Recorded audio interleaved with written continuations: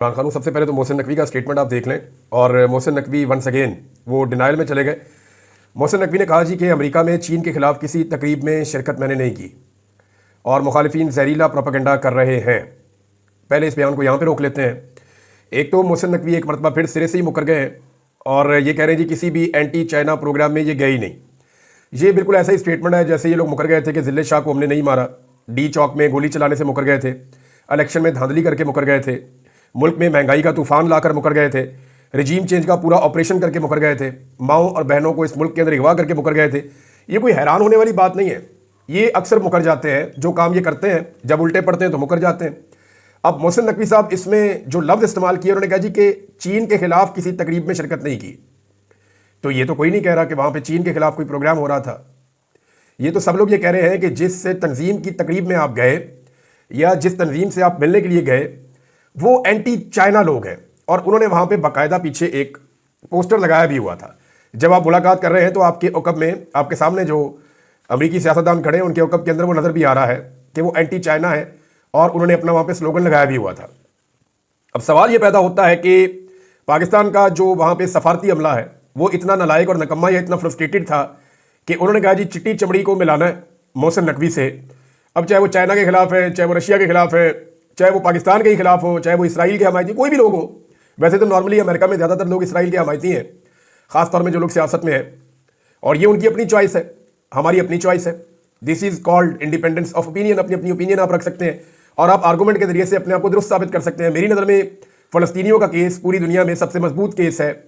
किसी भी human right के जो केसेस हैं उनमें सबसे मजबूत केस फ़लस्तीनियों का है और उनका हक है उनकी ज़मीन के ऊपर जो उनसे छीना गया है ज़बरदस्ती। अब जनाब मोहसिन नकवी साहब कह रहे हैं जी कि मैं किसी तकरीब में शिरकत ही नहीं की।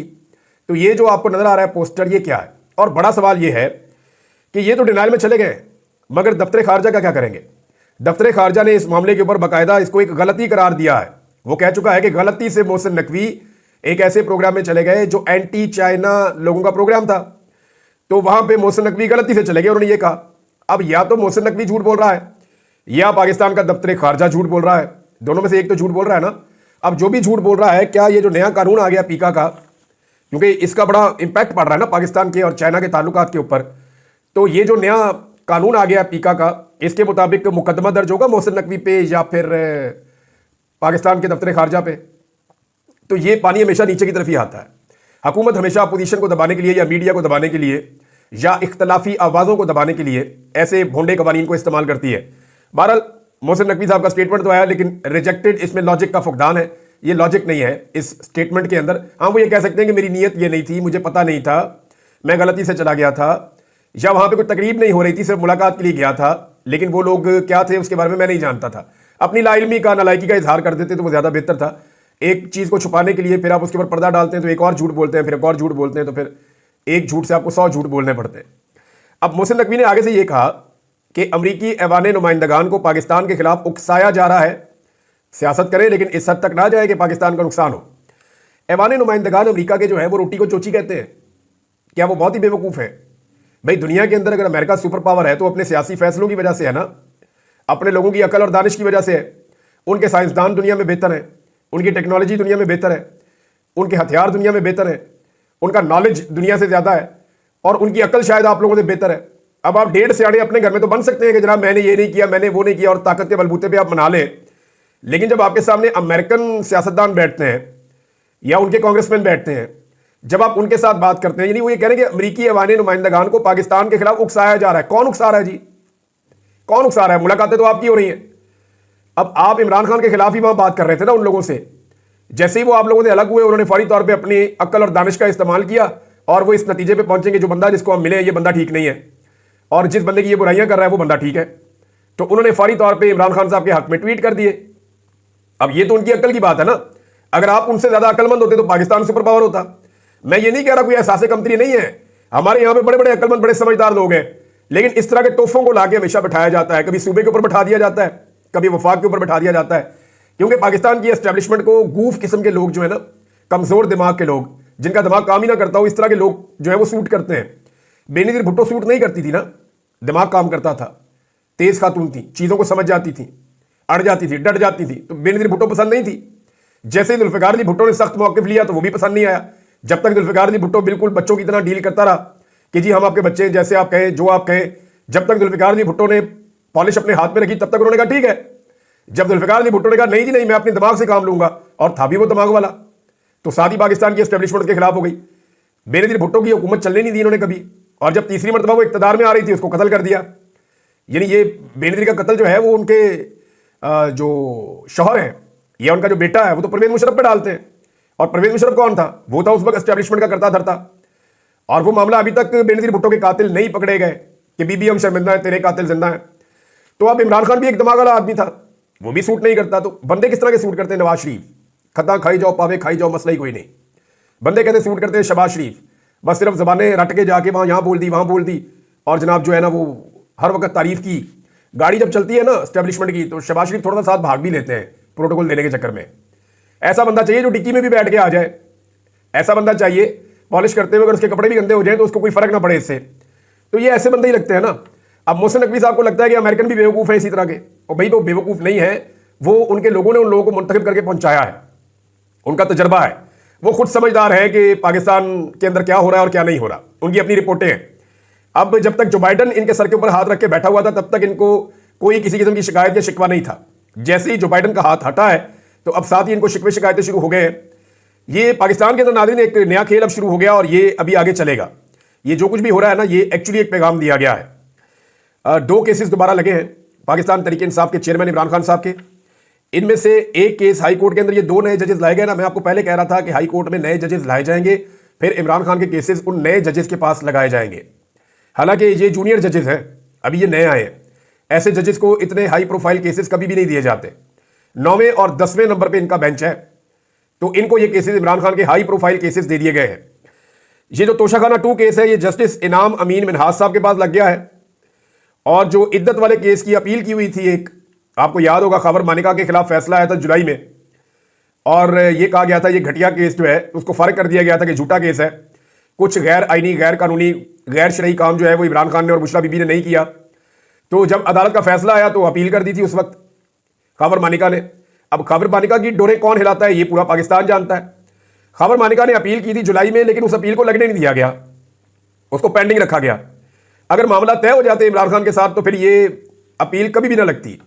ये हम 100 साल भी इंतजार करते रहते तो ये अपील कभी ना लगती। लेकिन उस घटिया तरीन केस की जो अपील है वो भी अब मुकर्रर कर दी गई है, और जो अपील मुकर्रर की गई है वो 10वें नंबर के जज के सामने जो है वो अपील 9वें नंबर के या 10वें नंबर के 9 और 10 नंबर के बेंच में चले गए।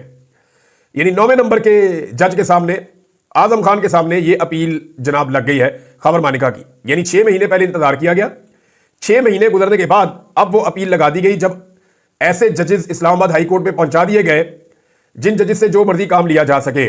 मैंने आपसे पहले कहा था कि जो जजेस आएंगे वो इस गारंटी के ऊपर आएंगे कि इमरान खान के खिलाफ उन्हें इस्तेमाल किया जा सकेगा, चाहे फैसला इमरान खान के खिलाफ दें या ना दें। लेकिन एक काम जरूर होगा कि उन जजेस को जितनी चाहेंगे डिटेल ले लेंगे, जितना चाहेंगे केस को लिंगर ऑन कर देंगे, जिस तरह का चाहे माहौल बना लेंगे, अदालत के अंदर जो चाहे करते रहेंगे, और जैसा एस्टेब्लिशमेंट चाहेगी हुकूमत चाहेगी वैसी चीजें होती रहेंगी। क्योंकि अब जजेस की अपॉइंटमेंट में हुकूमत का किरदार भी बड़ा अहम हो गया ना। एस्टेब्लिशमेंट का तो हमेशा से था ही, अब यह किरदार बहुत ज्यादा बढ़ गया है। अच्छा, इसमें यह हुआ क्यों है, इस वक्त क्यों हुआ? देखिए, ये इस वक्त इसलिए हुआ है कि फ्रस्ट्रेशन बहुत ज्यादा बढ़ गई है और इमरान खान साहब को मजबूर किया जा रहा है कि आप डील करें, वो डील नहीं कर रहे।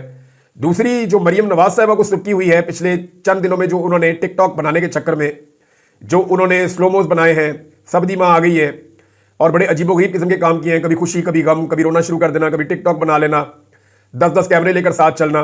तो उन मामलों पे बड़े मीम्स बने हैं और वो बनने ही थे भाई। जब आप इतने सारे कैमरे लेके जा रही हैं, इतना ड्रामा कर रही हैं, वहाँ पे आप यूनिवर्सिटीज़ में छुट्टी दे रही हैं, बच्चे सारे के सारे यूनिवर्सिटी से गायब कर दिए जाते थे, दूर दराज से बच्चे ले जाके वहाँ बैठा के आप अपना प्रोग्राम वहाँ पे प्रोग्राम कर नहीं रहे, प्रोग्राम डाल रहे हैं, और उसके नतीजे में प्रोग्राम बढ़ भी जाता है। तो वो मीम्स तो बनने ही थे। जब आप इस तरह का मवाद फराहम करेंगे पाकिस्तान की यूथ को तो वो आपको आईना तो दिखाएगी। अब मरियम नवाज का जो है ना, ये जो पिछले दिनों मरियम नवाज साहबा की जई तई फिरी है ना, इसके ऊपर अब बदला लेने की जो है वो एक मुझे ऐसा लगता है कि ठानी गई है, और एक पैगाम भी दिया गया है पाकिस्तान तहरीक इंसाफ को और इमरान खान साहब को, जनाब कुछ भी नहीं बदला और हम उसी रविश पे दोबारा चल भी सकते हैं। हमें कोई फर्क नहीं पड़ता, कोई मुकदमा कितना भी घटिया हो, कोई मुकदमा कितना भी गलीज हो, कोई हरकत कितनी भी गिरी हुई हो, किसी भी लेवल तक ये निज़ाम जा सकता है इमरान खान साहब को दबाने के लिए या उन्हें तकलीफ पहुंचाने के लिए। तो जनाब ये मरियम नवाज साहबा की ख्वाहिश तो हो सकती है, यानी मुझे ऐसा लगता है कि जो कुछ उनके साथ हुआ पिछले चंद दिनों में, और वो उनके अपने कामों की वजह से, अपने कारनामों की वजह से हुआ, तो ऐसा लगता है कि उनकी ख्वाहिश तो हो सकती है कि ये मुकदमा जो है ये लगना चाहिए। दूसरी जानिब ये एस्टेब्लिशमेंट की जानिब से एक पैगाम भी हो सकता है। तो इन पॉसिबिलिटीज को अगर आप सामने रखें तो ये एक चीज और आपको ज़हन में रखनी पड़ेगी कि जब ये मुकदमा आ जाएगा ना इद्दत वाला और चल पड़ेगा, तो इससे 3-4 चीजें अचीव की जा सकती हैं मौजूदा सिस्टम के अंदर, और ये आप खास तौर पे ज़हन में रखें। नंबर 1, इसमें मीडिया की तवज्जो एक दफा फिर हटाई जाएगी असल इशू से, यानी जो इशूज है उनसे तवज्जो हटा के इद्दत वाले साइड पे लगा दें, क्योंकि इससे लोग बहुत गुस्से में आते हैं। स्पेशली खवातीन को बहुत गुस्सा चढ़ता है कि आप कैसे एक इतना घटिया केस एक फैमिली के ऊपर, एक खातून के ऊपर और एक साबिक वज़ीर आज़म के ऊपर आप बना सकते हैं। तो एक तो उसका बड़ा सख्त रिएक्शन आता है, असल इशू से जो है वो तवज्जो हट जाएगी। दूसरा, इमरान खान को गुस्सा दिलाने की भी एक कोशिश है कि इमरान खान को गुस्सा दिलाया जाए ताकि गुस्से में आकर वो कोई गलती करें। अब तक तो उन्होंने कोई गलती नहीं की, तो देखते हैं कि आइंदा इमरान खान साहब को गुस्सा दिलाकर कोई गलती करवाई जा सकती है या नहीं। तीसरा यह है कि तहरीक इंसाफ के सोशल मीडिया पर एक और क्रैकडाउन प्लान किया जाएगा, यानी इसका रद्देबल तो आएगा ना। जब यह घटिया केस चलेगा तो इसके ऊपर लोग बात करेंगे। कई लोग जो हैं वो जज्बाती होकर रद्देबल देते हैं, जब रद्देबल देते हैं तो वो दूसरी तरफ की जो पार्टी है उसको भी टारगेट करते हैं। तो जब दूसरी पार्टी टारगेट होगी तो उसके ऊपर फिर मुकदमा दर्ज किए जाएंगे, कोशिश की जाएगी लोगों को गुस्सा दिलाया जाए, और उसके नतीजे में लोग जब रिएक्शन दें सोशल मीडिया पे तो पाकिस्तान तहरीक इंसाफ के सोशल मीडिया के ऊपर क्रैकडाउन कर दिया जाए। मिसाल के तौर पे मैंने आपको बताया था कि ये जो एक केस किया गया था, एक अनोखा मुकदमा, ये जो पाकपतन में हुआ था, उसमें पुलिस ने पर्चा तो दे दिया। अब उस अनोखे मुकदमे में पुलिस को अभी तक वो अदालत ही नहीं मिल रही जहां पे उस मुलजिम को पेश करना है। यानी पाकिस्तान में रिकॉर्ड पे रिकॉर्ड बन रहे हैं। यानी पीका एक्ट के तहत ये शेख वकास अकरम साहब ने इस इंफॉर्मेशन को शेयर किया है। उन्होंने कहा कि पाकिस्तान तहरीक इंसाफ के सियासी वर्कर्स के खिलाफ इंतकामी कार्रवाई की गई, और पंजाब पुलिस को यही पता नहीं है कि मुलजिमान को रिमांड में किस अदालत में पेश करना है। कभी मकामी अदालत में ले जाते हैं, कभी खसूसी अदालत साहिवाल में पेश कर देते हैं, और अब यह पता चला कि यह केस उनका भी नहीं है, तो लाहौर की FIA की अदालत में आप लेकर जा रहे हैं। यह अनोखा कारनामा है, और हुकूमत को जो है वो फस्तायत करने के बावजूद खुद नहीं पता कि अभी करना क्या है। तो इस तरह के मुकदमे मजीद दर्ज किए जाएंगे, जैसा कि व्हाट्सएप ग्रुप के अंदर किसी ने लिख दिया तो मुकदमा हो गया। अब ना कोई भी किसी को भी गिरफ्तार करके ये कह दिया करेगा कि इसने व्हाट्सएप ग्रुप के अंदर मैसेज आया था, इसने डिलीट नहीं किया। यानी व्हाट्सएप ग्रुप के अंदर एक मैसेज आया, इसने डिलीट नहीं किया, इसको गिरफ्तार कर लो। इसने भी डिलीट नहीं किया, इसको गिरफ्तार कर लो। इसने वो मैसेज देखा, इसको गिरफ्तार कर दो। इसने उसको शेयर किया, इसको गिरफ्तार कर दो। और जाती तौर पर भी आप किसी को मैसेज नहीं कर पाएंगे, और सबूत के तौर पे कुछ पेश नहीं करना, सिर्फ एक USB के अंदर कोई भी ऐसी गंदी चीज जाके जज को दिखा देनी है। यह भी साबित करने की जरूरत नहीं है। जब फॉरेंसिक होगा, चीजें चलेंगी, मामला आगे बढ़ेंगे, तो 2-2, 3-3 महीने बंदे अंदर रखना कोई मसला नहीं है इस निज़ाम के अंदर। तो ये एक घटिया तरीके से एक कानून का लिबादा ओढ़ के जो एक पॉलिटिकल पार्टी है और जो मुखालिफ आवाजें हैं उनको कुचलने की पूरी कोशिश की जा रही है। इमरान खान साहब का जो नाम है वो पहले आपको पता है कि मीडिया के ऊपर लेना बंद हो गया था, लेकिन गुज़िश्ता चंद दिनों से इमरान खान साहब का नाम मीडिया पे चल रहा था। अभी दोबारा से हामिद मीर साहब का प्रोग्राम है, उसके क्लिप में देख रहा था, वहां पे अब टू टू बीप लगना शुरू हो गई है इमरान खान साहब के नाम के ऊपर। तो ये दोबारा से पैगाम भी दिया गया है। ये क्यों किया जा रहा है, इसको जरा आप समझें। इमरान खान साहब के हवाले से सिर्फ एक मामला है कि एस्टेब्लिशमेंट इमरान खान साहब को छोड़ना चाहती है, मगर किसी सेटलमेंट के नतीजे में छोड़ना चाहती है। एस्टेब्लिशमेंट ने पाकिस्तान में बड़े बड़े बोल दिए इमरान खान को लेकर। उन्होंने कहा कि ये इमरान खान माजी का किस्सा हो गया। उन्होंने कहा इमरान खान के ऊपर क्रॉस लग चुका है, इमरान खान या उसकी पार्टी कभी भी इक़्तिदार के नज़दीक भी नहीं आ सकती। जब मैं कैद में था तो मुझे एक ऑफिसर ने आके बताया कि पाकिस्तान में 2 नई पॉलिटिकल पार्टीज बन गई हैं, एक IPP जिसको जहांगीर तरीन चलाता है, और एक कोई PTI के अंदर से ग्रुप बना है खैबर पख्तूनख्वा में जिसे परवेज खटक चलाता है। तो मुझे परवेज खटक पे बड़ी हैरत हुई थी। मैं तो एक बात था, मुझे क्या पता कि बाहर क्या चल रहा है। तो इस पर उसने कहा जी कि अब पाकिस्तान वो नहीं रहा जब तुम बाहर थे, अब पाकिस्तान बिल्कुल बदल चुका है और इमरान खान खत्म हो गया। वो ये बातें मुझे की गई थी, लेकिन वो हुआ ही नहीं ना। एस्टेब्लिशमेंट के जितने बड़े बोल थे जो उन्होंने निजी महफिलों में बोले, जो उन्होंने मीडिया नुमाइंदागान को कहे, अभी उनकी क्रेडिबिलिटी खत्म हो रही है। मसला यह है कि इससे पहले उनकी क्रेडिबिलिटी थी, वो जिसको मारते थे वो मर जाता था। इस दफा वो मारते हैं वो मरता ही नहीं है। वो जिसकी सियासत चाहते थे वो खत्म कर देते थे। इस दफा वो चाहते हैं लेकिन सियासत खत्म नहीं कर पा रहे। उन्होंने जिसको भी मारा ना उसे रब की भी मार पड़ गई। ये हादसाती तौर पर होता रहा पाकिस्तान में। और जो लोग एस्टेब्लिशमेंट के साथ या उनके सामने माजी में डट चुके थे, जिन्हें मौका मिला था कि वो एस्टेब्लिशमेंट को राय रास्त पे ला सकते थे, उन लोगों ने अपने अल्लाह रब्बुल इज्जत से ज्यादा एस्टेब्लिशमेंट पे भरोसा कर दिया और डील कर दी। तो इसके नतीजे में एस्टेब्लिशमेंट का बोलबाला बाकी रहा। अब मामला यह है कि बातचीत अच्छी चीज है, रास्ते निकलने चाहिए, लेकिन यह पाकिस्तानियों के लिए बड़े एजाज की बात होगी कि पाकिस्तान का एक लीडर नवाज शरीफ या जरदारी की तरह नहीं, एक इज्जत के साथ, एक मुकाम के साथ बाहर आ जाए।